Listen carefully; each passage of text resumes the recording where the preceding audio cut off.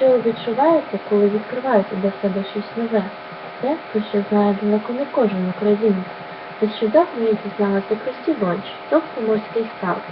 Це великомасштабний проєкт, у якому космічні запуски здійснюють безпосередньо з екваторіальної зони за допомогою використання морської платформи.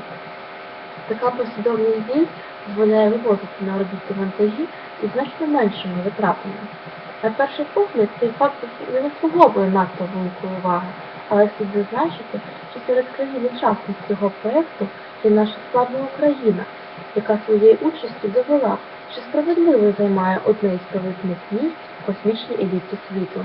Вигадавши свої знання про Сі-Лонч, тобто морський старт, я впевнена та щиро можу сказати, що моя батьківщина йде шляхом до великих технічних досягнень, а вона робить крок у майбутнє. Я пишаюся тим, що народилася в цій країні.